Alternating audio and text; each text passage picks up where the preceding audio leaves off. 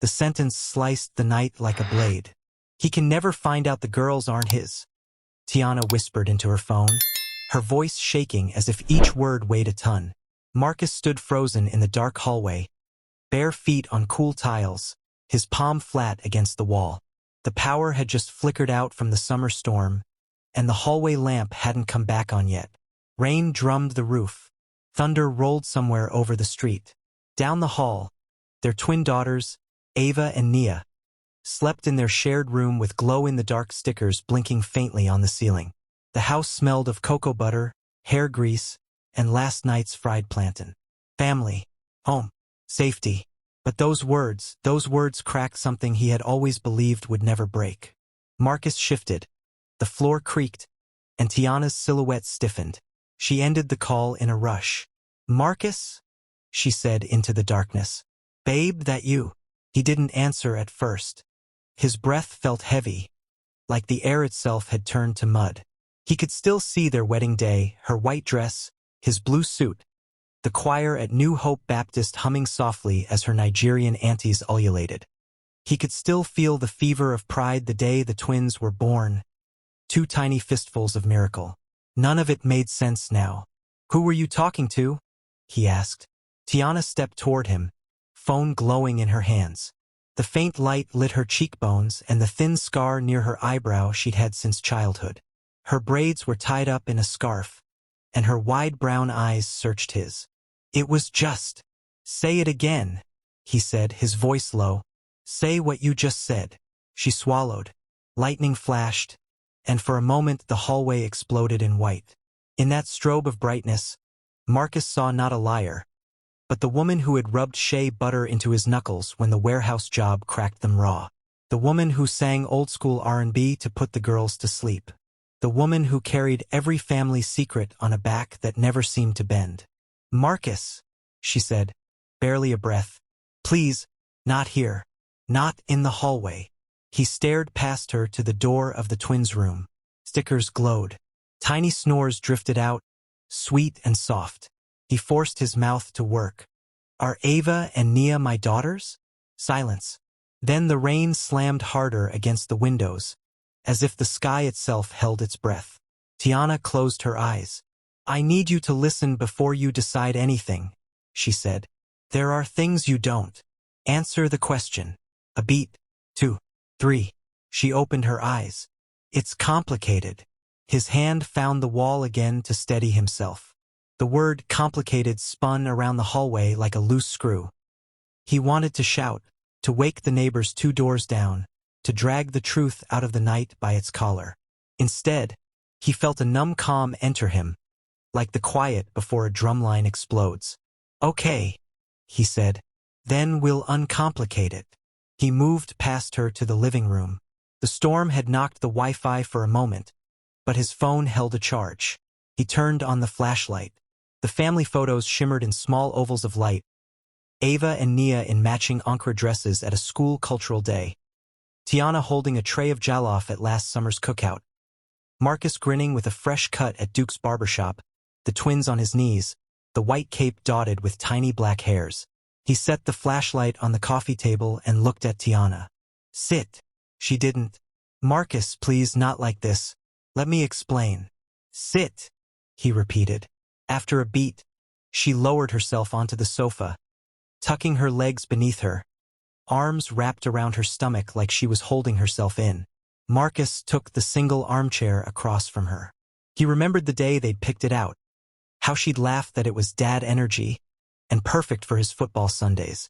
He remembered how she'd teased him when he fell asleep in it, snoring softly, a girl under each arm. How had he not seen anything? How had the storm of truth been brewing right under their living room ceiling? He didn't trust his voice to stay steady, so he kept it simple. "Who were you talking to?" Tiana stared at her phone screen, then turned it face down on the cushion. "A friend," she said quietly. "Someone who knows things." "What things?" he pressed. Her eyes flicked to the twins' door again. She lowered her voice. "Things about the past. Things that might keep our girls safe." "Our girls?" "Yes," she said, and that yes landed like a stubborn, unmovable stone. Our girls. Marcus swallowed. You said I could never find out they aren't mine. His tongue tripped over the words. Are you telling me I've been raising somebody else's kids for 7 years? The storm seemed to lean into the window, listening. Tiana flinched. You've been raising our children, she said again. That has always been true. He rubbed his jaw, felt the prick of new beard growth. In his chest, anger and fear both clawed for the wheel. You're dodging. She looked down at her hands, then back up. Do you remember the first time we tried to have a baby? She asked. He blinked. The question felt out of place, but memories tugged anyway. The test strips, the silent months, the doctor muttering about stress and numbers, prayers whispered in pews and in the grocery line. He nodded. We wanted a child so badly, Tiana said, voice unsteady. And then life shifted. He waited. She was building toward something, but every brick she laid felt like it was being wrapped in fog. Lightning flared again, lighting the bookshelf, the little clay mask his cousin had brought from Lagos, the homework chart with smiley face stickers. Another memory slid in. The day the twins came home from the hospital. The nurse's warm smile, the quiet, slow ride through Atlanta streets, summer heat pressing in, baby cries like birds. No fear then, no mask, only joy. People say God answers prayers in strange ways, Tiana whispered. I never knew how strange it could get. Tiana, enough, Marcus said, his patience snapping thin. Are Ava and Nia my biological daughters? She hesitated, and the hesitation itself felt like an answer. Before she could speak, a shuddering clap of thunder shook the glass. A short, sharp knock hit the front door. 3 taps. Not the neighbor's friendly rhythm. A firm, official knock.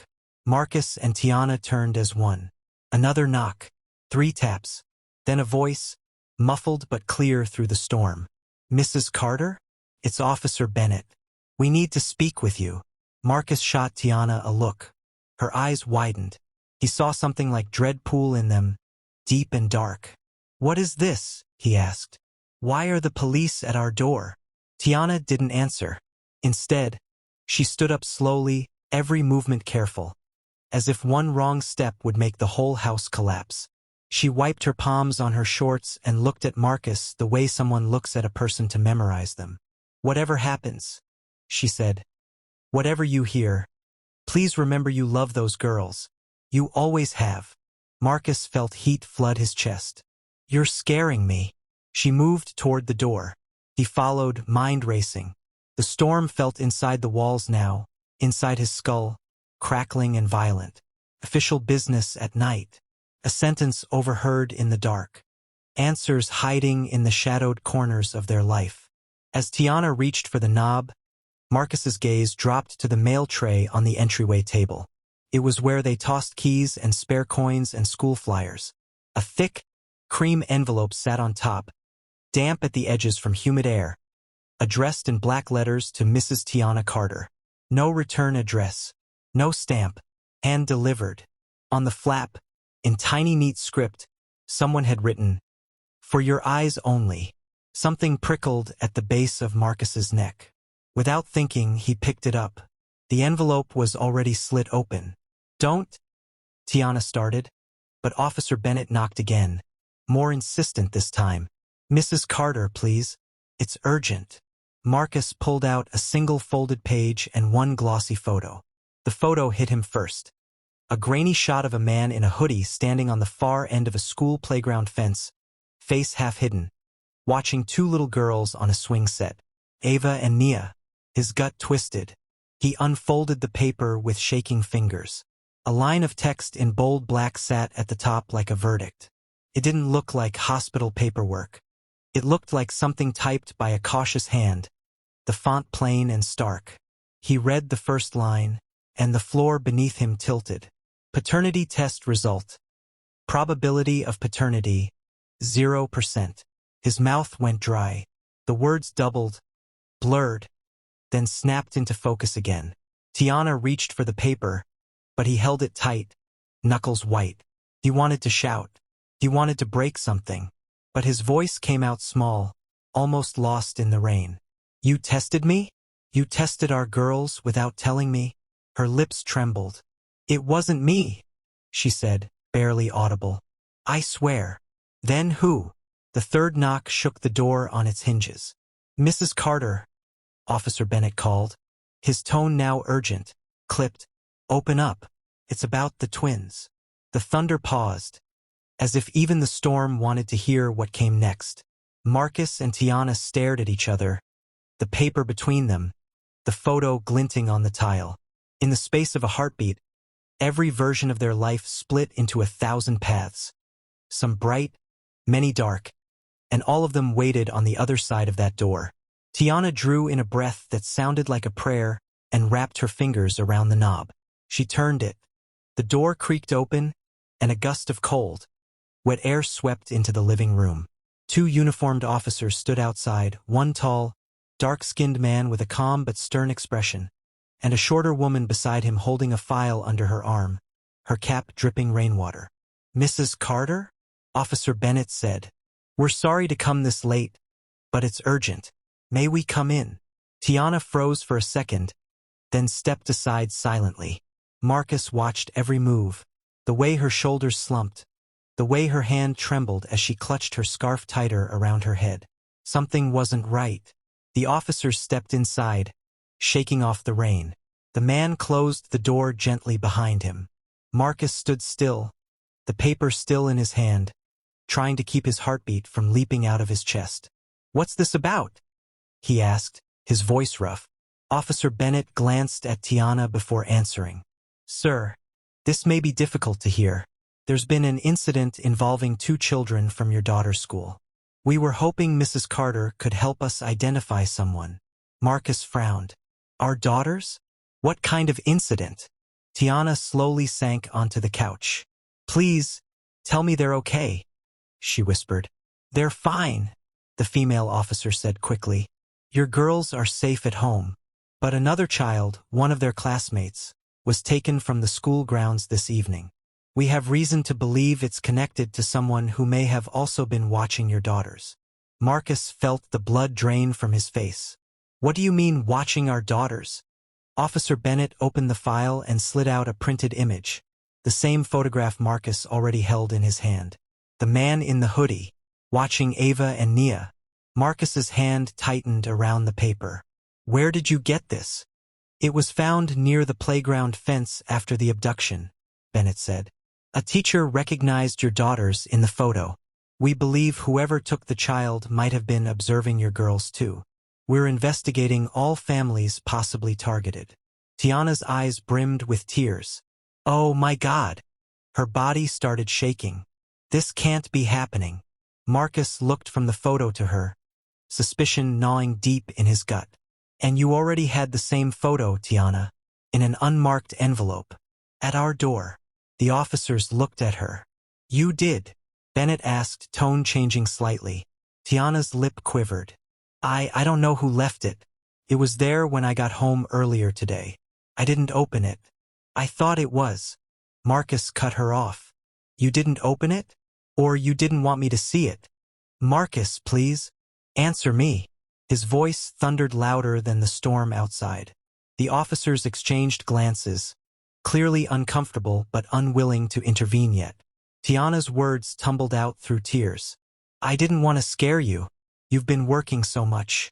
I didn't want you to panic before I knew what was going on. Or before I found out the truth, Marcus muttered. Bennett raised a hand. Mr. Carter, I know this is tense, but please, focus on what matters. Whoever sent that photo could be dangerous. Did either of you notice anyone suspicious recently? Around the house? Near the school? Marcus opened his mouth to answer, but Tiana beat him to it. Her voice cracked. There was someone. A man who used to... She stopped, then forced herself to continue. Who used to work at the fertility clinic. The officers froze. Marcus turned sharply toward her. What clinic? The one in East Point, she said. The one where we got help years ago. She wiped her tears. Marcus, I wanted to tell you before, but I was scared. He felt his stomach twist again. What are you talking about, Tiana? She took a deep breath, her words trembling. When we couldn't conceive naturally, I went through a procedure, but the clinic had issues. They switched samples. There was a lawsuit years ago that got buried. I thought we were okay. Her voice broke. But maybe we weren't. Marcus stepped back, shaking his head. You're saying the girls? They were part of a donor mix-up, Marcus. I didn't know until recently. I swear I didn't. The officers exchanged glances again, but this time their eyes carried something else. Realization. Bennett nodded slowly. That clinic. We've had it flagged in old reports. Some staff were accused of selling genetic information, even tracking families years later. The words hit Marcus like a slap. Selling genetic? What does that mean? The female officer, Harper, sighed. It means they may have kept records of whose DNA was used and who the biological parents might be. Sometimes for money, sometimes for blackmail. Marcus felt dizzy. He looked at Tiana again, searching for the woman he thought he knew. So that's what you meant earlier, that I shouldn't find out. Tiana sobbed. I didn't want to lose you. You love those girls more than life. I couldn't let this destroy us. Bennett's radio crackled, breaking the silence. Unit 4, we found the vehicle near Hillcrest Park. No child in sight, but we discovered documents linking to Carter family clinic case. Code 7923. Bennett's expression hardened. Copy that. He looked back at Tiana and Marcus. We may need to keep your daughters somewhere safe for the night. Whoever is behind this could target them next. Marcus stepped forward protectively. No one is taking my girls anywhere. Sir, it's for their safety, Harper said. But before anyone could speak again, a small, sleepy voice drifted from the hallway. Daddy? Mommy? Both Marcus and Tiana turned. There stood Ava, their eldest twin by 6 minutes, clutching a stuffed teddy bear, her eyes heavy with sleep. Nia peeked from behind her, rubbing her eyes. Why are there police in the house? Ava asked softly. Tiana rushed forward, kneeling and pulling both girls into her arms. It's okay, baby. Go back to bed. All right? But Ava shook her head. I couldn't sleep. There was a man outside. He was looking through the window. The room fell dead silent. Even the rain outside seemed to stop. Bennett's hand went to his holster instinctively. What did he look like, sweetheart? Ava's small voice trembled. He looked like the man from the picture on the table. Marcus's chest tightened. He spun toward the window and froze. A dark silhouette stood across the street, partly hidden behind the lamppost, unmoving despite the storm. Lightning flashed, revealing a man in a hood, face shadowed, head slightly tilted toward their home. Bennett shouted, "Stay back," and bolted for the door. Harper followed, hand on her weapon. Marcus turned to Tiana, who clutched the girls tighter, her face pale. What have you gotten us into? He hissed. Tiana could only whisper, I didn't know it would come to this. The sound of engines roared outside. Police cars, shouting officers, heavy boots pounding through rain. Marcus peeked through the curtain and saw the hooded man dart into the alley, vanishing into the dark. When Bennett returned minutes later, soaked and panting, his face said it all. He's gone. Marcus sank into a chair, running a trembling hand through his hair. So it's true, he muttered. Someone's after us. Bennett nodded grimly. And if your wife's right about that clinic, this goes far deeper than you realize. Tiana's eyes filled again, and she whispered, Marcus, please believe me. I didn't betray you. I was just trying to protect them. But Marcus's face had hardened into stone. Protect them from who? The truth. Before she could answer, Harper's phone rang. She stepped aside, listened, then returned with urgency. Officer Bennett, she said. They found a second photo at the scene. And this time, it wasn't just of the kids. Bennett frowned. Who else? Harper's gaze shifted slowly to Marcus. You, she said. It's a picture of you, sir. Standing in front of the Carter family clinic. Taken just last week. Marcus blinked in confusion. That's impossible, he said. I haven't been near that place in years. But the look on Tiana's face, wide-eyed shock slowly melting into fear, made the room spin all over again. Something about this story wasn't just hidden. It was personal. And what Marcus didn't know yet was that the truth about those girls, and his own connection to that clinic, would unravel everything he thought he knew about his marriage, his fatherhood, and even his own past. The air in the living room thickened, heavy with shock and rain-soaked silence. Marcus stared at Officer Harper, trying to process what she'd just said. A photo of him, standing in front of the same fertility clinic that had ruined his marriage? That didn't make sense. He hadn't gone near that place since the day Tiana's pregnancy test turned positive, 7 years ago. He shook his head slowly. That can't be true. You must be mistaken. Officer Bennett exchanged a grim look with Harper. Sir, the picture was time-stamped 3 days ago. We need to know if you've been near that clinic for any reason. Marcus opened his mouth, but no words came out. His heart pounded like a trapped drum inside his chest. I don't even remember where that clinic is anymore. Tiana stepped closer, clutching the twins against her side. Marcus, tell them the truth, she said softly. Tell them you haven't been there. I am telling the truth, Marcus snapped, his voice trembling between anger and disbelief. Why would I go there? Harper glanced down at her phone and scrolled before turning the screen toward him. There it was, the clinic's signboard in the background, and him, clear as daylight, standing beside a black SUV, wearing the same brown jacket he'd worn to work earlier that week. Marcus's throat went dry. That's impossible, he whispered. Bennett's expression didn't change. Sir, are you sure someone didn't take your photo or use a look-alike? Any chance someone might be impersonating you? Marcus rubbed his temples. I don't know. Maybe someone's setting me up. Tiana's eyes darted from the screen to her husband. Marcus, are you hiding something? Her voice wasn't accusing, it was afraid, and that cut deeper than the storm outside. Marcus turned to her sharply. You're asking me that? He said bitterly. After I overheard you saying I'm not their father? Ava and Nia whimpered quietly, clinging to their mother's legs. The argument scared them. Please, Tiana whispered. Not in front of the girls. Bennett motioned gently toward the hallway. Ma'am, maybe put them in another room for now. Tiana nodded and led the girls toward their bedroom. She knelt beside them, her voice tender even through her tears. Mommy and Daddy are just talking, okay? Everything's going to be fine. Ava looked up with innocent eyes. Mommy, is that man still outside? Tiana hesitated. No, baby. The police are here now. Go to bed. When she returned to the living room, her face was pale, her hands trembling. Marcus sat on the couch, staring at the image again. The man in the picture was him. Every detail, the scar above his eyebrow from high school football, the broad shoulders, the brown skin, the slight lean in his stance. But he had no memory of that day, that place. Nothing. Bennett closed his notebook. We'll need to follow up tomorrow morning. For now, we're assigning a patrol unit outside your house till daylight. Keep your doors locked, and don't let anyone in. Marcus nodded weakly. The officers gave one last reassuring glance and left. When the front door shut behind them, only the hum of rain and thunder remained.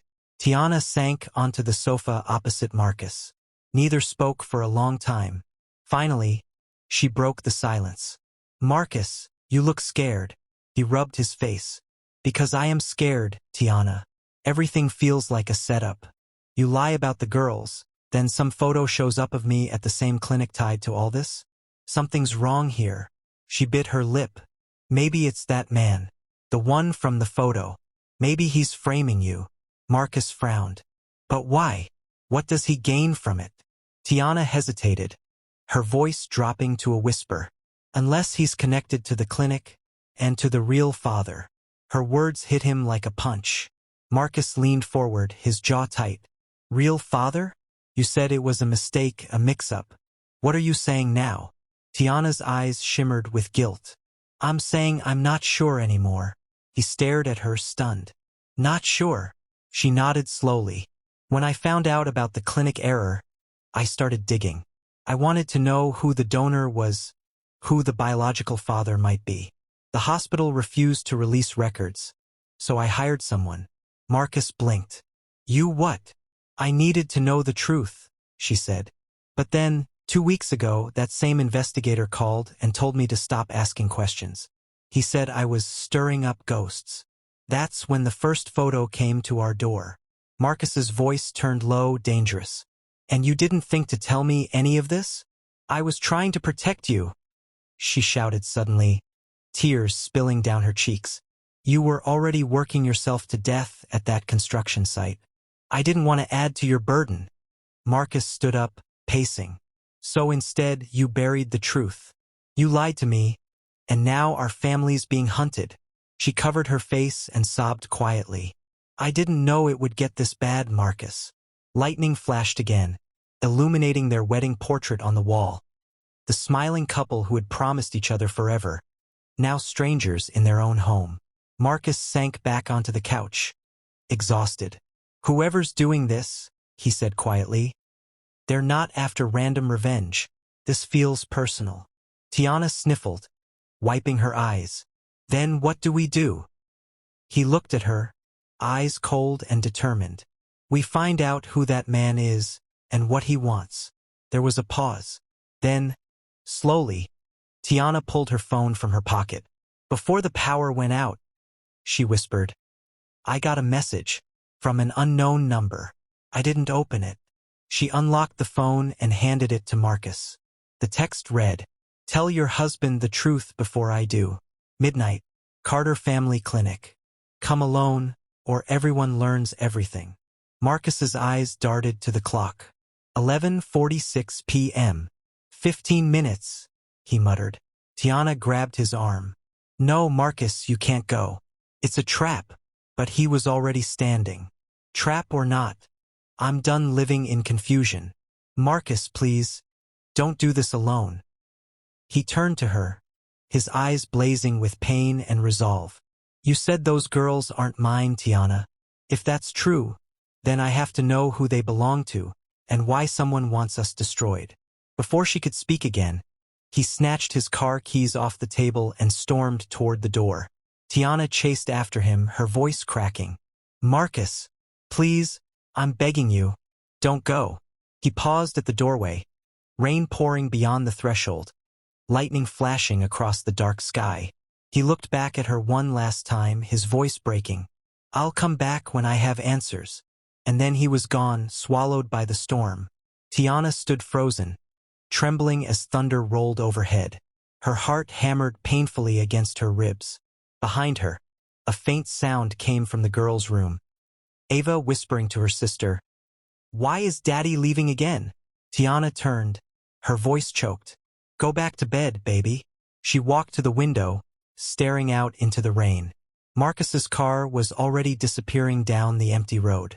Then her phone vibrated again. A new message appeared from the same number. He shouldn't have come. Now it begins. Her breath caught in her throat as her knees gave way, and the phone slipped from her hands, hitting the floor with a soft clack. Outside, far in the distance, a single car horn echoed through the storm, followed by the sound of screeching tires.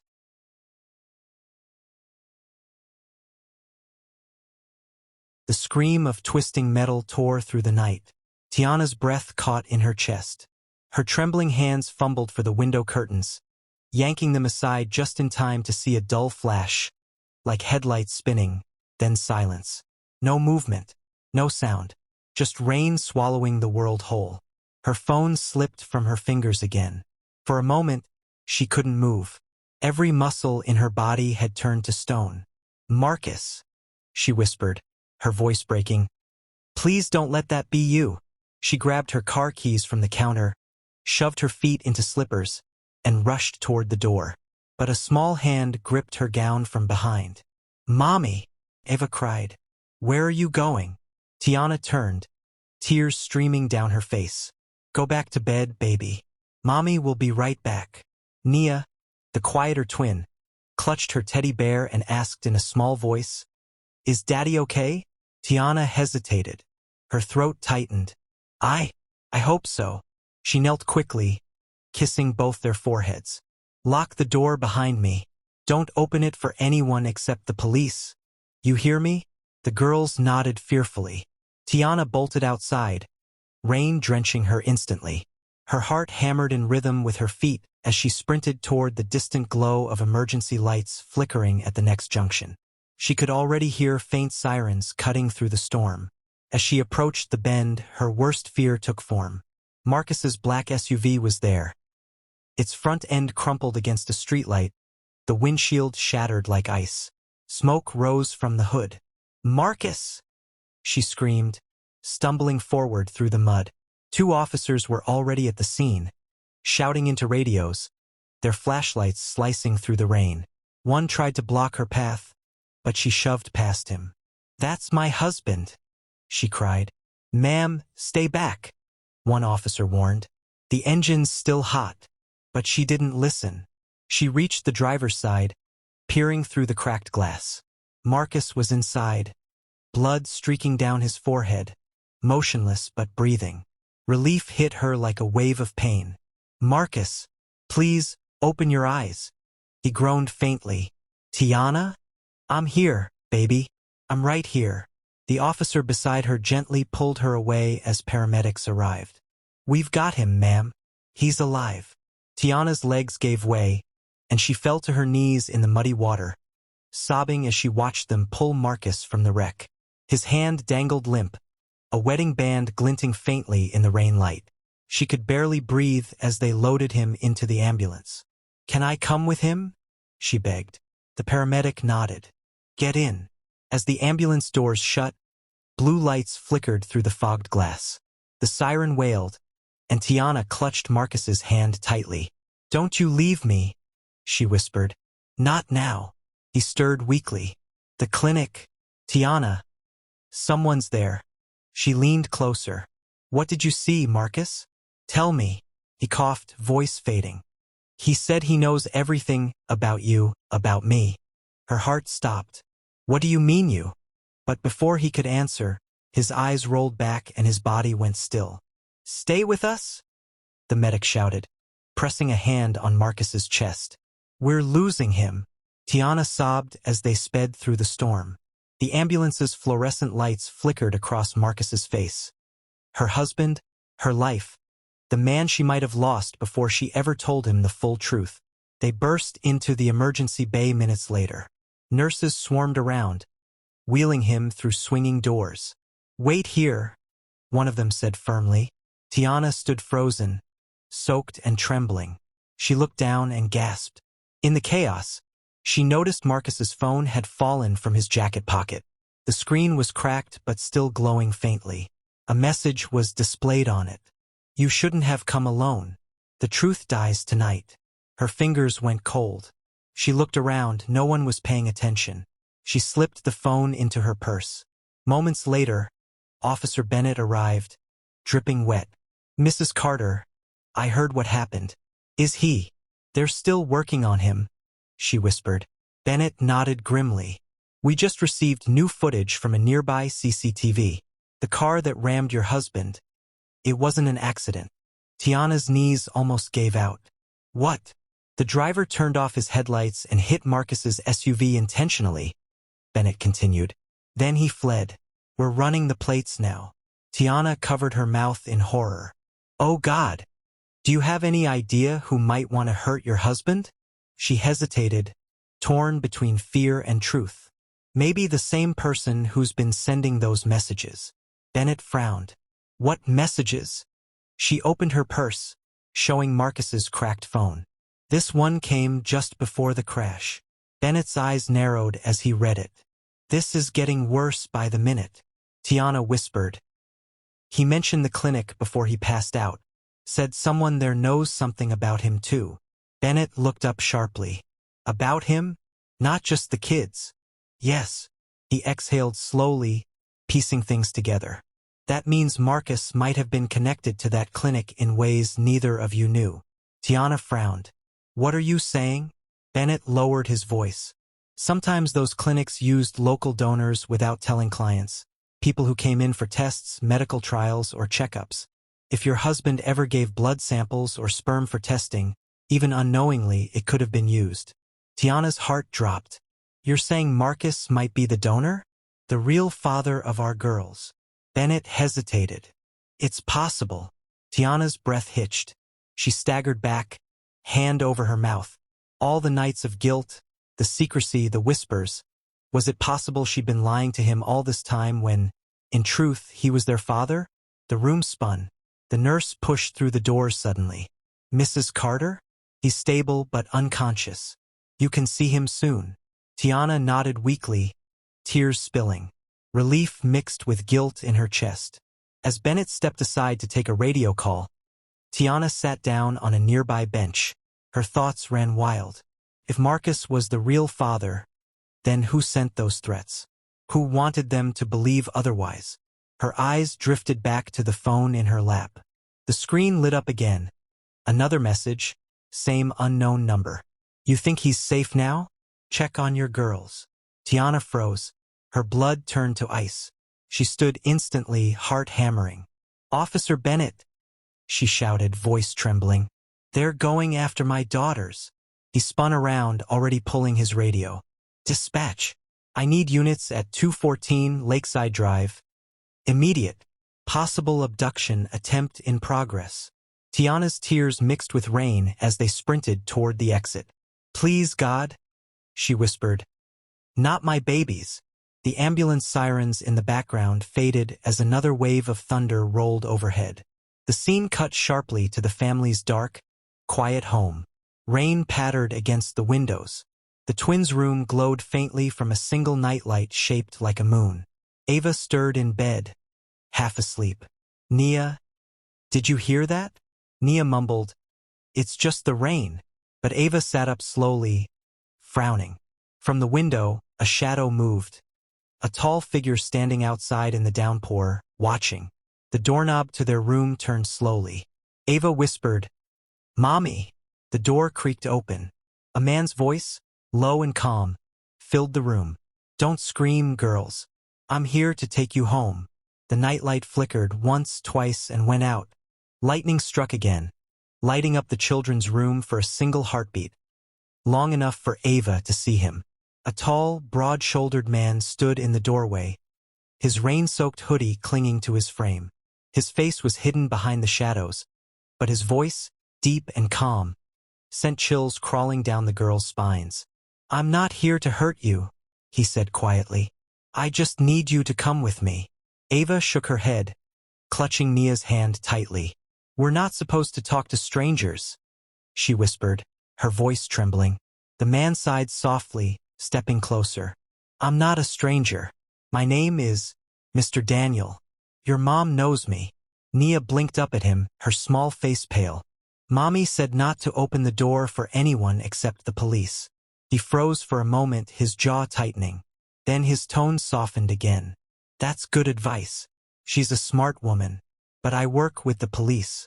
Your mommy called me. She said you were in danger. The twins looked at each other, uncertain. Outside, thunder cracked again. And just then, the faint red and blue lights of patrol cars began flashing at the far end of the street. The man's head snapped toward the window, his calm expression shattering into panic. He cursed under his breath. No, not yet. Ava screamed, Help! In an instant, he lunged forward, but Nia threw her teddy bear at his face, buying her sister a second to dive under the bed. Ava's screams echoed through the small house, carrying through the rain like a siren. The front door burst open. Officer Bennett stormed in with 2 patrolmen, guns drawn. Police! Hands where I can see them. The hooded man darted toward the back door, knocking over a lamp as he fled. Bennett gave chase, shouting, Stop! Stop right there! The backyard exploded into chaos. Mud, rain, shouting. A gunshot cracked through the storm. Tiana, who had just arrived in Bennett's car, screamed from the front doorway, My babies! She rushed inside, slipping on the wet tiles, and dropped to her knees beside the bed where the girls hid trembling. Oh, thank you, Jesus! She cried, wrapping them both in her arms. Ava sobbed into her chest. He said you sent him, Mommy. He said he works with police. Tiana froze, her tears halting midstream. What did you say? He said you called him, Nia added quietly. He said he was taking us somewhere safe. Tiana's mind spun. No, baby. I'd never do that. Never. Bennett returned minutes later, drenched and panting. He got away, vanished into the woods behind the houses. Tiana stood, shaking. Officer, he told my daughters I sent him. Why would he say that? Bennett frowned deeply. Because he wants to break your family apart? Or he knows something about your past that connects directly to this? The twins clung to their mother's legs as Bennett looked around the room, flashlight sweeping over every surface. His beam stopped at something near the window. Wait, he muttered. What's that? Tiana followed his gaze, and her heart skipped. A folded envelope, slightly damp from rain, sat on the windowsill. No postage, no name, just like the others. Bennett carefully opened it with gloved hands. Inside was another printed photograph, but this time it wasn't the hooded man. It was Tiana herself, standing in front of the same fertility clinic 7 years ago, holding a small white envelope, smiling. Marcus was beside her in the photo, arm around her shoulders. They both looked happy, hopeful. Bennett flipped the photo over. Scrawled in ink on the back were 6 chilling words. You both lied. Now they'll pay. Tiana sank onto the bed, trembling. Who's doing this to us? Bennett looked at her gravely. Whoever it is, they've been watching you for a long time. He slipped the photo into an evidence bag and turned to her. We'll station officers here tonight. You and the girls need to stay inside. Don't answer the door. Don't touch anything unusual. Tiana nodded weakly, hugging the twins tighter. What about Marcus? Bennett hesitated. He's still unconscious. The doctors are monitoring him. You should stay with the girls until morning. As he left the room to secure the perimeter, Tiana sat still, her mind a storm of fear and guilt. The man's voice replayed in her head. I'm not a stranger. Your mom knows me. What did that mean? How did he know her? Her phone buzzed suddenly in her pocket. She flinched. Another unknown message lit up the screen. You can't protect them forever, Tiana. You should have told Marcus the truth years ago. Check your email. Hands shaking, she opened her email app. A single new message sat at the top. The sender's address was hidden. The subject line read, The file you buried. Her thumb hovered before she tapped it open. Attached was a scanned document labeled, Carter Fertility, Confidential Donor Agreement. As the file loaded, the screen revealed 2 names typed clearly at the bottom, and her heart nearly stopped. Donor ID number 4590, Marcus Carter. Recipient, Tiana O. Carter. Her breath caught in her throat. The truth crashed over her like lightning. Marcus was the donor, the father. The clinic had used his sample, not a stranger's. The girls were his. Her tears came fast and silent. She had broken her husband's trust for nothing, built her guilt around a lie that had never existed. But that realization only deepened the mystery. Who wanted them to believe otherwise? Why destroy their marriage if the truth proved they were family all along? Before she could think further, the bedroom light flickered once, twice, then died completely. Mommy, Ava whispered, clutching her arm. It's okay, baby, Tiana whispered back, though her own voice trembled. It's just the light. From outside the window, the faint sound of footsteps splashed through puddles. Slow, deliberate. Bennett's voice called faintly from the living room. Stay where you are, Mrs. Carter. We're checking the backyard. Then silence. Ava whimpered. Mommy, I'm scared. Tiana stood, her pulse racing, and reached for her phone's flashlight. But before she could turn it on, a deep, familiar voice spoke from the hallway behind her. You shouldn't have opened that file, Tiana. She spun around, her heart leaping into her throat. There, framed in the faint light from the street lamp, stood Marcus. Alive, bandaged, drenched, but his eyes were cold. He stepped closer, and in his hand was the same photo from the envelope. "Why?" he said, voice low and trembling. "Did you hide this from me for 7 years?" Tiana could only stare, frozen between guilt and fear. The rain beat harder on the window. The twins whimpered softly behind her. "Marcus," she whispered, "you don't understand." "Oh, I understand," he cut in, his tone dark and wounded.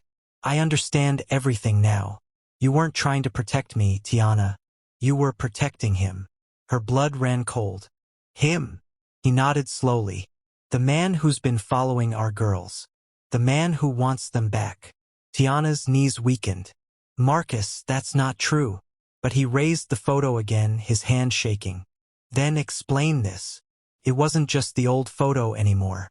Someone had altered it digitally. Now it showed Tiana and the hooded man standing together, smiling. And beneath it, in bold red letters, were the words, "She was never yours alone." Tiana's scream echoed through the small house as the front window shattered. A figure climbed through the broken glass. The hooded man, lightning flashing behind him like judgment from the heavens. Glass rained across the living room floor as thunder boomed overhead. The hooded man stepped through the shattered window with slow, deliberate movements, like a predator finally cornering its prey. Rain dripped from his sleeves onto the carpet, forming dark stains beneath his boots. Tiana instinctively pushed Ava and Nia behind her, heart pounding so hard she thought it might burst. Marcus stood frozen a few feet away, his bandaged arm trembling, confusion and rage battling in his eyes. "Don't move," the hooded man said calmly. "No one needs to get hurt." Officer Bennett's voice shouted from outside, "Police! Stay where you are." But before he could burst in, the hooded man pulled a small pistol from his pocket and fired a warning shot into the ceiling. The sound shattered the night. The girls screamed. Tiana dropped to her knees, covering their ears. "Everyone stay down," Bennett yelled from outside. The hooded man turned slightly, his voice echoing with something almost human sorrow. "I told you both to stay away from the clinic. But you couldn't, could you?" Marcus stared, voice hoarse. "Who are you? What do you want from us?" The man took a step closer. The hood slipped slightly, revealing part of his face. A deep scar running across his left cheek, eyes cold but filled with pain. "My name," he said slowly, "is Dr. Henry Lawson, the man who built your family and destroyed mine." Tiana's breath hitched. You worked at Carter Fertility." He nodded. "I didn't just work there. I ran it, until everything went wrong." Bennett's voice shouted again, "Put the gun down, Lawson." But the doctor ignored him. He looked directly at Marcus now, voice trembling. "7 years ago, your wife came to my clinic. Desperate, hopeless. I told her the treatment would be anonymous, ethical.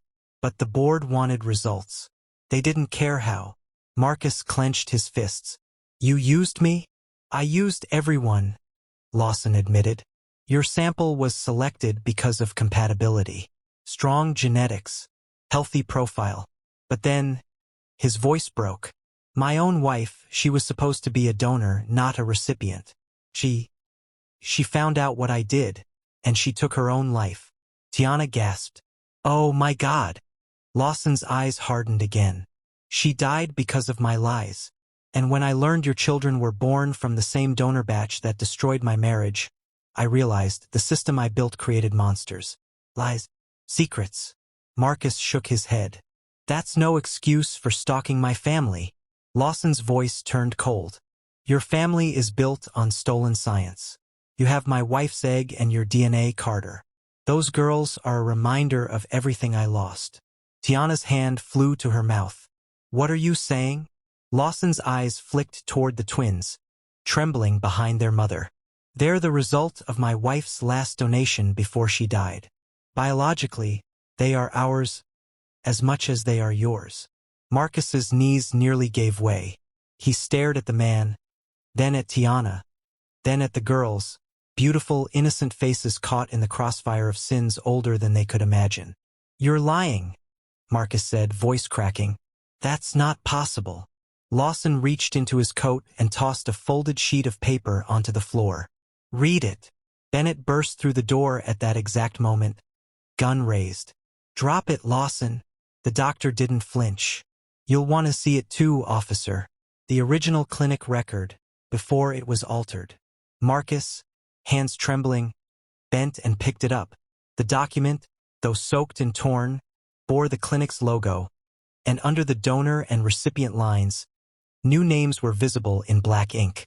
Donor, Marcus Carter. Egg source, Dr. Henry Lawson's wife, Sarah Lawson. Recipient, Tiana O. Carter. Marcus's world tilted. His hand shook so violently that the paper nearly slipped from his grasp. No, no, this can't be real. Tiana's lips parted, her whole body quivering. Marcus, I didn't know. I swear on my life, I didn't know. But he barely heard her. His mind raced through every smile, every bedtime story, every moment he'd looked at those little girls and seen only love. And now, to think they were born of another woman's egg? His heart cracked wide open. Bennett's voice thundered, "Drop the weapon, Lawson." But the doctor just smiled faintly. A broken, hollow smile. "Do you see now? We're all victims of the same lie." He turned toward the window where the rain lashed harder, raising the gun toward himself. Tiana screamed, "No!" But before he could pull the trigger, Bennett lunged, tackling him to the floor. The gun clattered away. Both men struggled in the rain-slick glass and broken furniture. Marcus rushed forward, kicking the pistol away from reach. "Enough! Stop this!" Lawson groaned, blood trickling from his temple. "It doesn't matter now.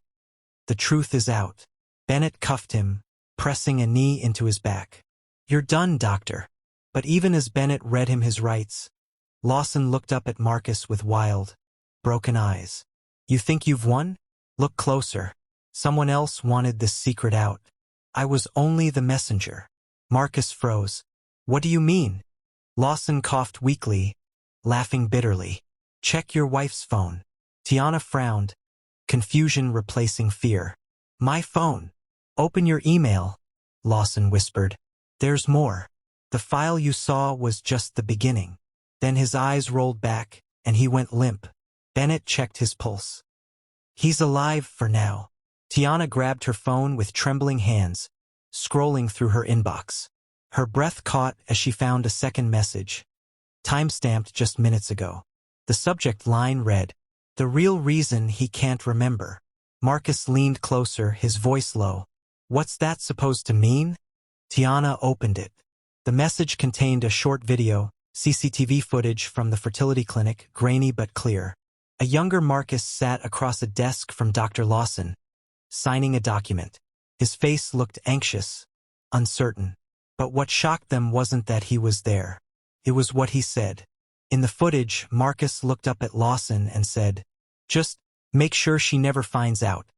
Okay? I can't have her know about the accident or the memory treatment." The room went silent. Tiana stared at the screen, mouth open, heart pounding. "Marcus, what accident? What memory treatment?" He looked at her blankly, terrified, confused, because he didn't know what she was talking about. He truly didn't remember. Bennett stood, frowning. "What accident, Carter?" Marcus shook his head. I don't know. I don't remember this. I've never." The video ended abruptly. The power flickered, then went out completely, plunging the house into darkness. Tiana clutched the twins to her chest. "Marcus, what's going on?" Only the glow of Bennett's flashlight cut through the room. Rain hammered the roof like drums of war. Then from outside, through the storm, a car engine roared to life. Bennett spun toward the window. Backup cars gone. Tiana's phone buzzed again. One final message lighting up her screen. He forgot for a reason. And now, it's time for him to remember. Marcus turned toward the window, eyes wide. And just beyond the driveway, through the sheets of rain, another figure stood, motionless, watching them. A woman this time, dressed in white. And as lightning flashed, Tiana saw her face. Pale, scarred, but unmistakably alive. Dr. Lawson's wife. The woman who was supposed to be dead. The thunder exploded above the house, shaking the window frames as Tiana screamed and stumbled backward. The flashlight in Officer Bennett's hand flickered wildly, casting jagged shadows across the walls. The woman outside didn't move. Her white dress clung to her like soaked paper, and her hair hung in dripping strands over her scarred cheek. Her eyes, cold, glassy, but alive, were fixed on Marcus. Bennett whispered under his breath, "No way. That's impossible." Marcus's voice cracked. "That's her. That's Lawson's wife. She was supposed to be dead." Tiana clutched the twins tighter, her voice trembling. "Marcus, how can she be alive? He said she killed herself." The woman tilted her head slightly, then started walking toward the house, slow, steady steps crunching through shards of glass and gravel. Bennett raised his gun, moving toward the front door. "Everyone stay back." But before he could reach it, the power surged back to life, lights flickering violently on and off like the heartbeat of a dying machine. The TV in the living room blinked awake, static buzzing across the screen. Then, through the static, an old recorded voice began to play, Dr. Lawson's voice. "If you're hearing this, it means she's come back. I couldn't stop her." Tiana froze. The girls clung to her gown, trembling. She wasn't supposed to survive the fire. They covered it up, said it was suicide to hide the experiments. But she knew. She knew the truth about the children. Marcus's breathing grew heavy. "What experiments?" The voice continued. "Those embryos weren't normal. They were part of a gene therapy trial, one meant to correct infertility by reprogramming donor DNA. But something went wrong. The children's genetic makeup changed over time, unpredictable results. She called them hybrids." Tiana gasped. "What is he talking about?" Marcus shook his head violently. "That's insane. Our girls are perfectly healthy." The recording crackled again. "If she's still alive, she'll want them back. She believes they belong to her, to us. Protect them, no matter what." The TV went black. The silence afterward was unbearable. Then came the faint sound of footsteps outside. Closer, slower, deliberate. Bennett whispered, "Get down. All of you. Move to the kitchen now." He motioned toward the hallway, gun raised. Marcus grabbed Tiana's arm, guiding her and the girls toward the back door. But as they reached the kitchen, the back window shattered inward, shards flying. The woman stepped through, eyes wild, her voice trembling with rage. "Give them to me," she said. "They're mine." Her accent was faint, British, but cracked with years of torment. Her hands trembled violently as she pointed at the twins. Tiana's voice came out small. "You're Sarah Lawson." The woman's expression softened, almost painfully human. "I was, before your husband and my own turned me into something else." Marcus stepped forward cautiously. "We didn't know, I swear. We thought." "Lies," she hissed. "You knew you were part of something secret. You signed those papers. You let them use me like a machine." Marcus's face twisted. "I didn't know who you were. I didn't even remember that meeting. Someone erased my memory." Her laughter was hollow. "Of course they did. Because you were part of it. They used you to perfect the treatment." Bennett moved slowly behind her, hands steady on his weapon. "Ma'am, listen to me. Put your hands where I can see them." Sarah turned her head slightly. "You don't understand, officer. I'm not here to hurt them. I just want to see them." Ava whimpered softly, hiding her face against her mother. "Mommy, make her go away." The sound made Sarah's eyes flicker. Sadness, regret, and longing all blending into one haunting expression. "They sound just like she did," she whispered, tears glinting in her eyes. Tiana frowned. "She who?" "My daughter," Sarah said softly. "The first child they made. The one they took from me before the fire." The room went silent. Even the rain outside seemed to pause. Tiana stared. "You had a child before the twins?" Sarah nodded slowly. "They called it a failed embryo. But she was alive. Beautiful. Perfect. I was going to name her Hope." Marcus shook his head. "That's not possible. The records." The records were lies, she snapped. They burned everything to start again. And when they did, they used you two as their second experiment. Tiana's voice quivered.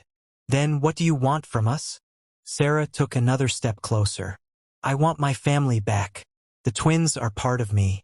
They share my blood, my DNA, A loud click cut her off.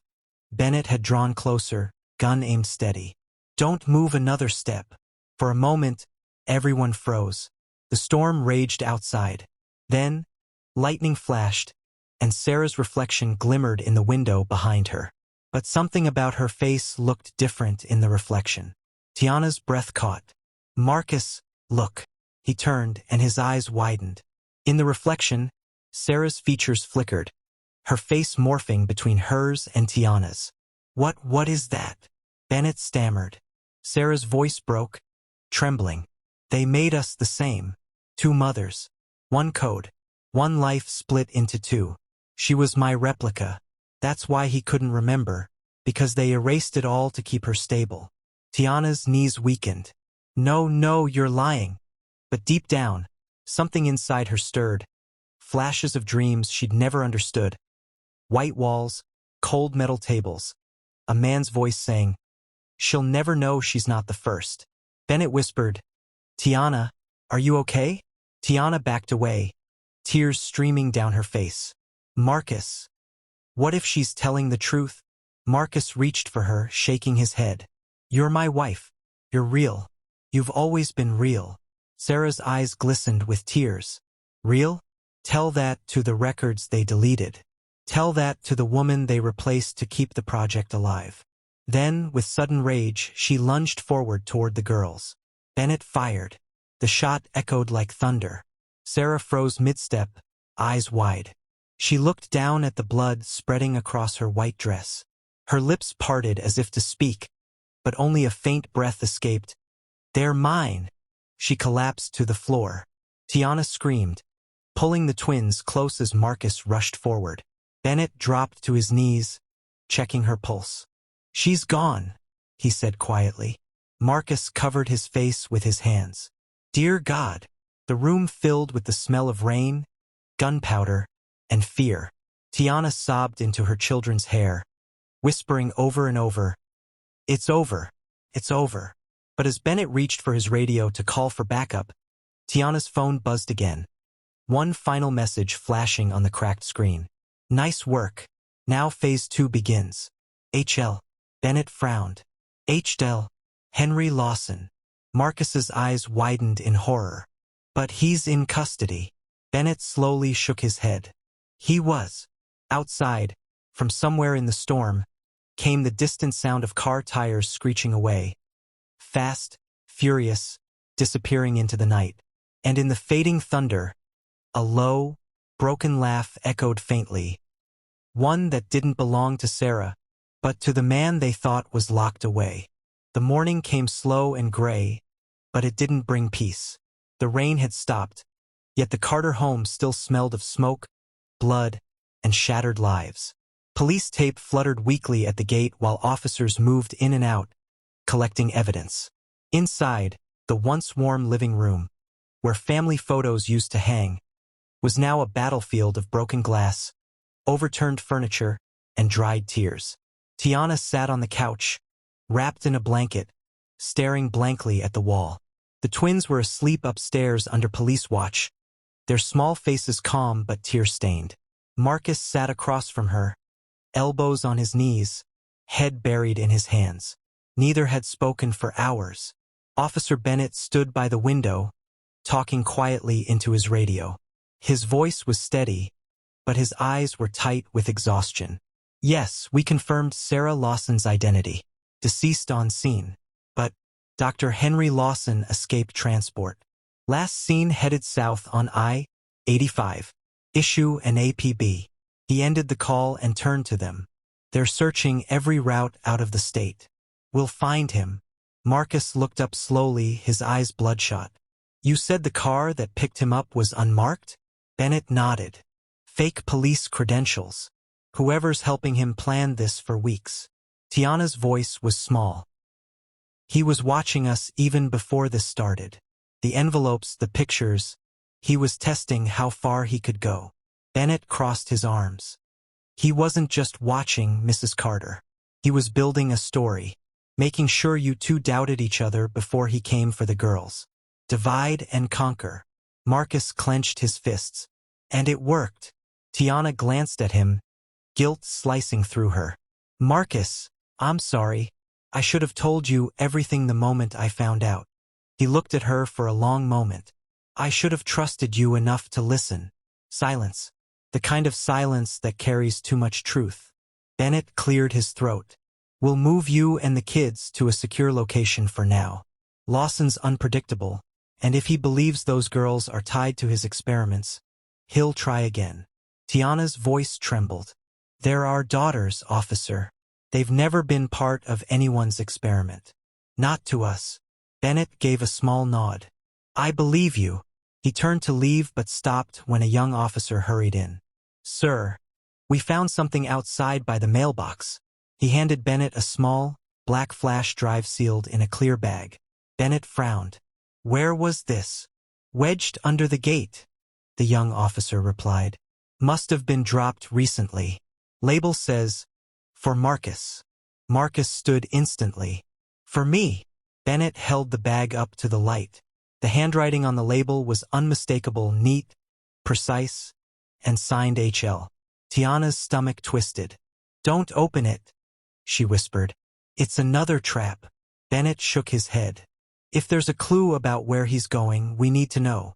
He set the flash drive into his laptop on the dining table. The screen flickered. Then a video file popped up titled, The Truth About Memory. Marcus's pulse quickened. Play it. The video opened on a dimly lit hospital room. Henry Lawson appeared on screen, his face bruised and tired but calm. If you're seeing this, he began, it means Sarah is gone. You've met her, or what's left of her. She wasn't lying, Marcus. You were part of the experiment. You both were. Marcus and Tiana exchanged a look of dread. When the clinic began running out of funding, we turned to a private sponsor, a pharmaceutical group testing memory alteration therapy. You were chosen because your brain's genetic pattern was ideal for the study. After the initial procedure, we erased your recollection of the trial, but fragments remained. Marcus's face paled. Oh my God! We didn't just alter memory, Lawson continued. We tested emotional rewiring to see if love could survive deception. You and Tiana were our case study. Tiana clapped a hand over her mouth. No! You were made to forget the agreement you signed, that the embryos might carry traces of Sarah's DNA. When Sarah found out, she burned the lab to expose us. They said she died in that fire, but I saved her, because I couldn't let her destroy everything. The company wanted results, and you, Marcus, were the proof that love can be rewritten. Lawson leaned closer to the camera, his voice dropping to a whisper. But I was wrong. You can't rewrite guilt. You can't bury the truth. I'm coming back to finish what we started, and this time the children come with me. The screen went black. Tiana's legs gave way, and she sank to the floor, sobbing. He's obsessed.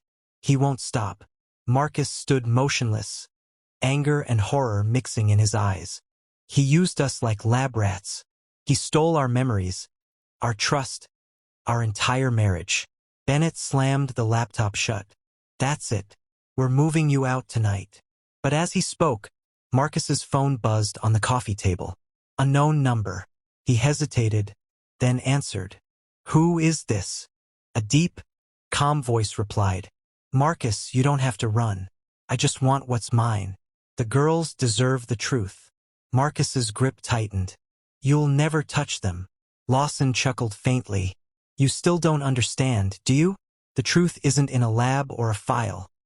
It's inside you. You were part of something bigger, and they didn't erase everything. Marcus's heart pounded. What are you talking about? You know where to find me, Lawson said softly. Come alone, before the police ruin everything again. Then the line went dead. Bennett grabbed his radio. Trace that call now. But Marcus was already standing, staring blankly at the rain-soaked window. His reflection looked foreign to him, haunted, hollow. Tiana stood and grabbed his arm. "Don't even think about it, Marcus." He turned slowly. "If I don't go, he'll keep coming. I have to end this." "No," she pleaded, tears streaming down her face. "That's what he wants. He's playing you again. Don't let him win." Marcus's eyes softened, but his voice stayed steady. "He took our lives, Tiana. I need to take them back." Bennett stepped between them. "If you go with backup. No more surprises." But Marcus shook his head. "If I bring cops, he'll disappear again. This time it ends on my terms." He walked toward the door, ignoring Bennett's protests, his jaw tight with determination. Tiana followed him halfway. "Marcus," she cried, "please don't go alone." He stopped at the doorway and turned back to her. "Tell the girls I love them," he said quietly. "No matter what happens."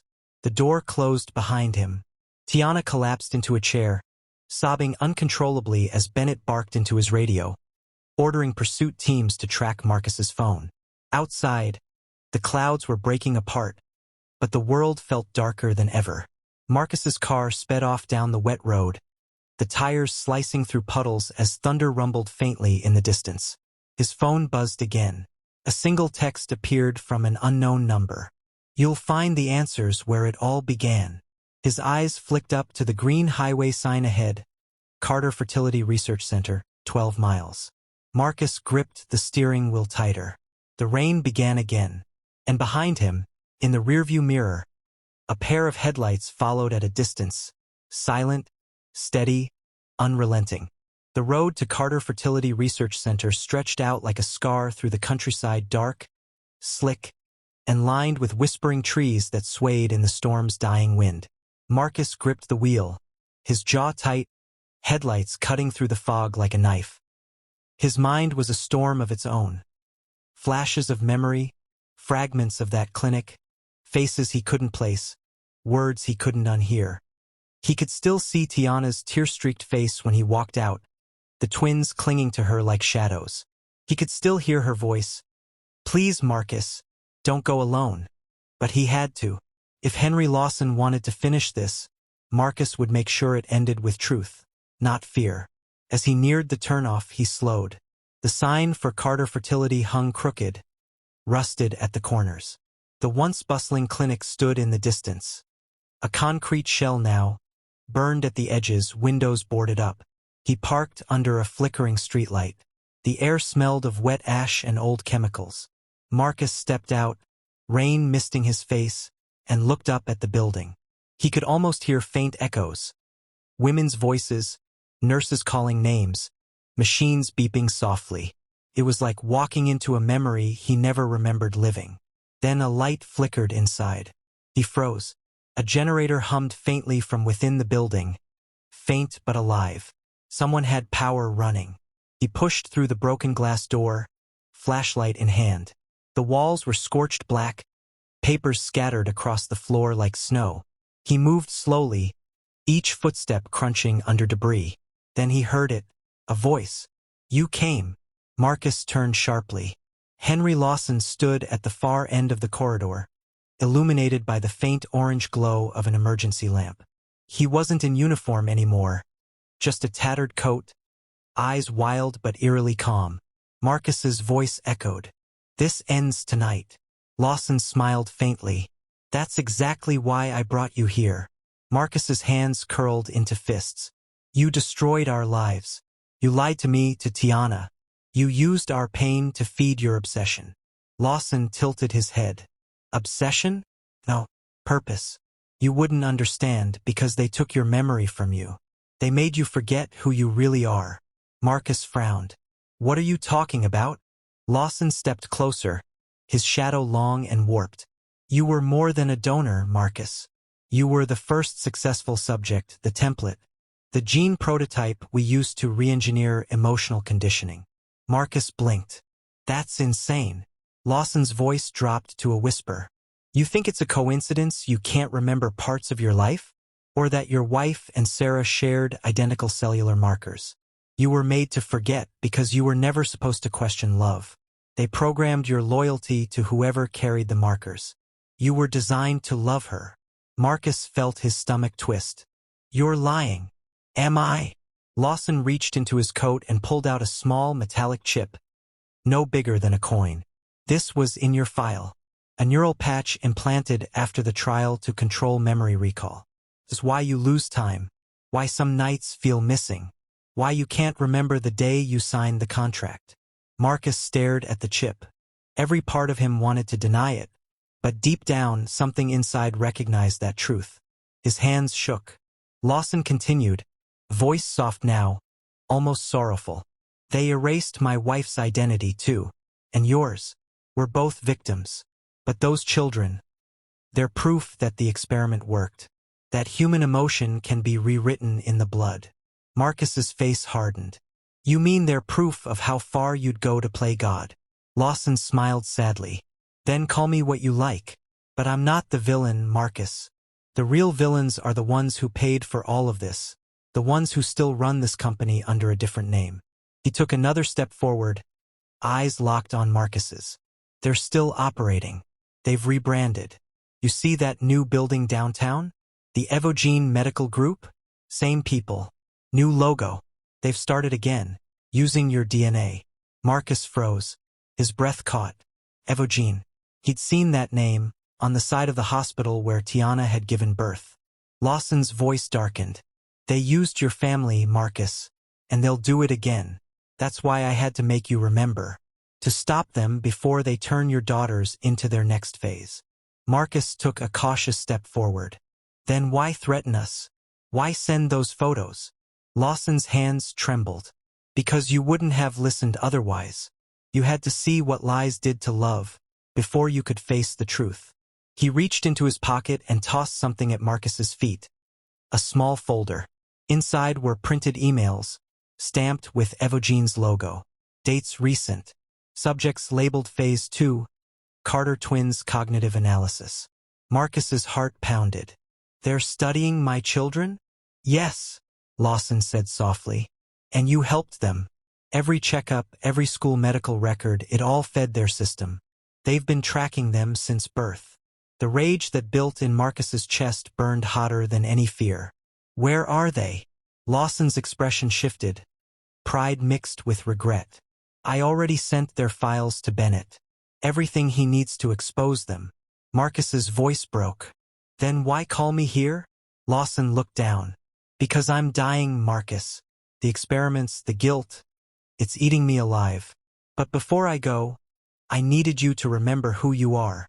He reached into his coat and handed Marcus a flash drive. This is your real file. Everything about your treatment, your erased years, and your conditioning. Use it. End them. Marcus hesitated, then slowly took it. For a moment, neither man spoke. The storm outside had quieted completely, leaving only the hum of the generator and the sound of rain dripping through the broken roof. Then Lawson's voice broke the silence again. You can hate me, Marcus. You should. But know this, you and I were both created to serve someone else's story. Don't let your children inherit that. He turned and began walking toward the shadows at the end of the corridor. Lawson, Marcus called. You're coming with me. Lawson stopped and looked back, a faint, broken smile on his face. No, Marcus. I'm already gone. And before Marcus could move, the doctor stepped through a half-collapsed door. A burst of flame erupted from inside, the generator short-circuiting into an explosion that tore through the hallway. Marcus was thrown backward by the blast, hitting the floor hard as smoke and dust filled the air. He struggled to his feet, coughing, shouting into the chaos. Lawson! No answer. Only the roar of fire consuming the last of the building's secrets. He stumbled out into the rain, clutching the flash drive in his fist. The fire behind him glowed like the end of an era. His phone buzzed. A text from Officer Bennett. Tiana and the girls are safe, but someone just tried to break into the safe house. They knew your exact location. Be careful. It's not over. Marcus looked up at the burning building, rain running down his face. He whispered to himself, it never was. Then he climbed into his car and sped off into the night, heading back toward the only people left who made him human. But in the rearview mirror, through the smoke and rain, a shadow emerged from the flames. Tall, limping, burned, but alive. Henry Lawson was not finished. The night was restless. Rain thinned to a mist, but the city itself felt uneasy. Sirens echoing faintly, streetlights flickering, and the shadows of secrets moving where the light couldn't reach.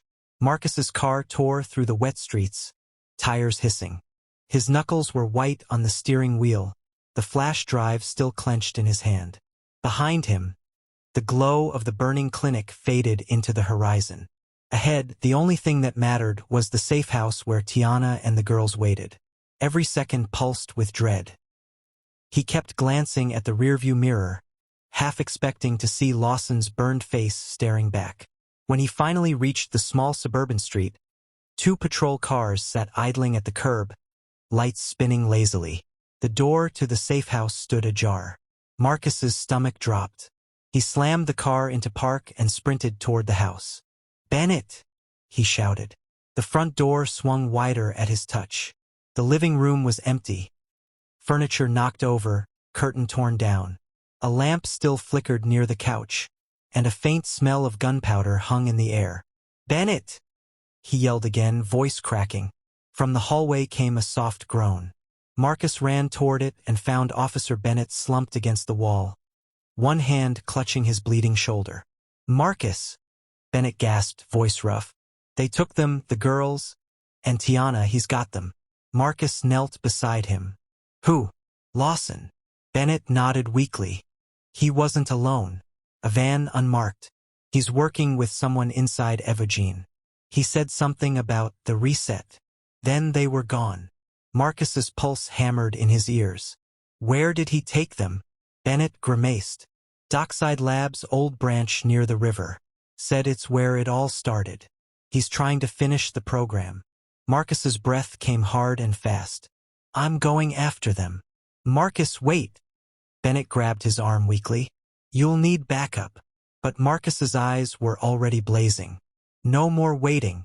He stood, grabbed Bennett's dropped sidearm, and bolted through the door into the night. The river docks loomed like a ghost town. Rusted cranes, broken storage tanks, and an abandoned lab building with half its windows shattered. A faint light glowed from within. Marcus crept toward the entrance, gun steady, heart pounding. He heard voices inside, Lawson's and Tiana's. "Henry, please," Tiana begged, her voice echoing. "They're just children. They're my legacy," Lawson said, voice raspy but cold. "Don't you understand? They carry the code that connects us all, me, you, Marcus, Sarah.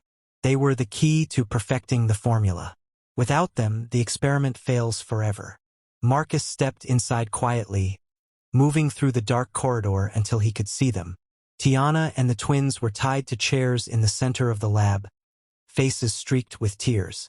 Lawson stood a few feet away, his clothes scorched, his face half-burned, one eye milky white. In his hand, he held a syringe filled with a glowing blue liquid. "Once this compound binds," Lawson said, "they'll forget all of this, the pain, the fear, even you. They'll become what they were meant to be. Clean slates." Tiana shook her head violently. "You're insane." Marcus stepped out from the shadows, voice cutting through the room like thunder. "Put it down, Lawson." The doctor froze. Slowly, he turned his ruined face toward Marcus. "Ah, my masterpiece returns." Marcus aimed the gun. "It's over." Lawson smiled faintly. "You've said that before." "You don't want to hurt them," Marcus said, moving closer. "You think you're saving them, but you're just proving you're as broken as the people who made you." Lawson's expression flickered. Pain, guilt, madness, all at once. "I was made, Marcus. Just like you. Just like them. Don't you see? We're all manufactured memories walking in borrowed flesh. There's no real family, no real love, just programming." Marcus's voice rose. "No, you're wrong. I feel everything I've lived with them. That's not programming. That's life." The doctor's hand trembled around the syringe. "If that's true, then prove it. Save them by killing me." Marcus froze. Tiana whispered, "Don't listen to him." But Lawson stepped closer, lowering the syringe, holding his arms out like a man surrendering to fate. "Do it, Marcus. End this experiment once and for all." Marcus's finger hovered on the trigger. He saw flashes. Tiana's laughter, Ava's drawings on the fridge, Nia's bedtime stories. The life they'd built through love, not science. He lowered the gun. "No." Lawson blinked. "What?" Marcus shook his head. "Killing you won't end this. Exposing you will." Lawson's face twisted. "Then you've learned nothing." He lunged, swinging the syringe toward Ava's arm. A shot rang out. Lawson staggered backward, clutching his chest.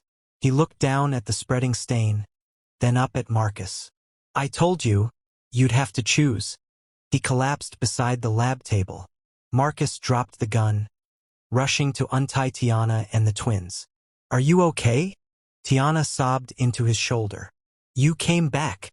"I'll always come back," he whispered. Ava clung to him tightly. "Daddy, can we go home now?" He smiled through tears. "Yes, baby. We're going home." Bennett's sirens wailed outside moments later as officers flooded the building. Paramedics took the girls, and for the first time in days, the night felt like it might end in peace.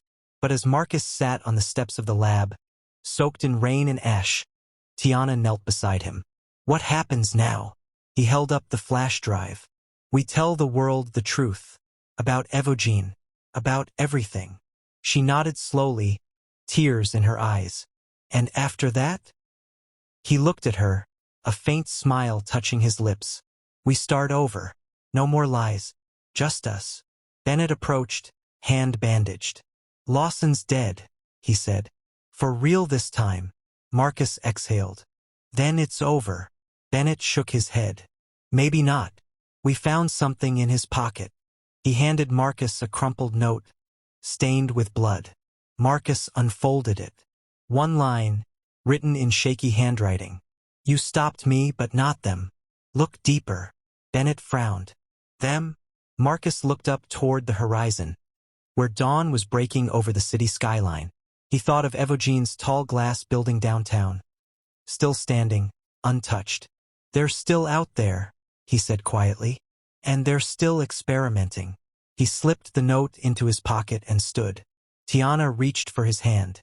"Whatever happens next," she said softly, "we face it together." Marcus looked at her, then at his daughters running toward him under the pale morning sun. He pulled them close. For the first time, the word family felt real again, not made, not programmed, but chosen. He looked back at the burning lab one last time. "Let's go home." As they walked away, Bennett turned to the rising sun. The smoke curled into the clouds, and from the wreckage below, something small flickered. A cracked computer screen blinking weakly to life. A logo appeared, Evogene Medical Research. Then, in glowing text beneath it, Phase 3, activation initiated. The screen went dark. "If you learned your family was created from a secret experiment, but love made it real, would you still see them as your own?" Thought balloon. Comment your answer below, backhand index pointing down, and tell me. Should Marcus's story end here, or continue into Phase 3? Don't forget to subscribe, like, and share this story so others can join the journey. Where are you watching from?